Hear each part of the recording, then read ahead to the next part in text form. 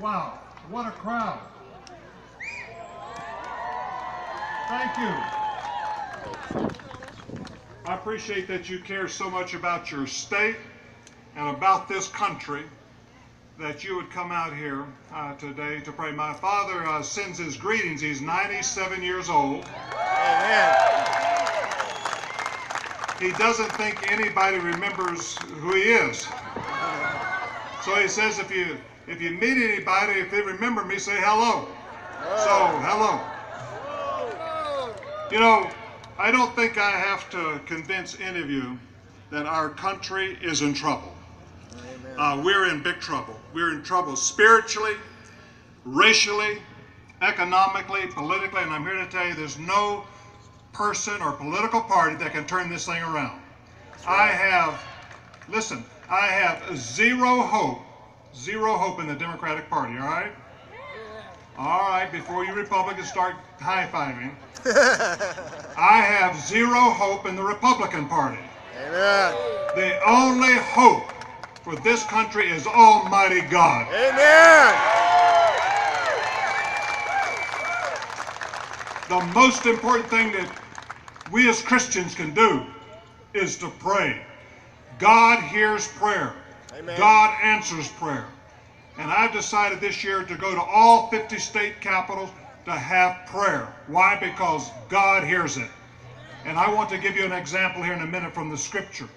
In the Bible, Nehemiah chapter 1, the children of Israel are in captivity because of their sins and their disobedience to God. And Nehemiah is a slave in the king's palace in Babylon.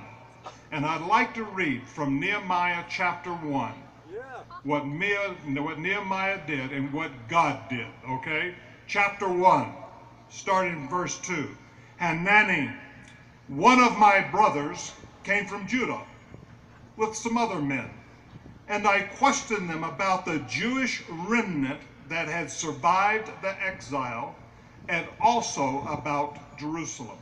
They said to me, those who survived the exile are back in the province, are in great trouble, and they're in disgrace. The wall of Jerusalem is broken down. Its gates have been burned with fire. When I heard these things, I sat down and I wept. For some days I mourned and fasted and prayed before the God of heaven. Then I said, Lord, the God of heaven, the great and awesome God who keeps his covenant of love with those who love him and keep his commandments, let your ear be attentive and your eyes open to hear the prayer your servant is praying before you day and night. For your servants, the people of Israel, I confess the sins we Israelites, including myself and my father's family, have committed against you. We have acted very wickedly toward you.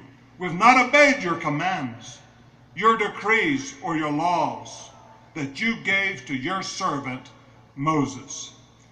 God heard the prayer of Nehemiah and gave him favor.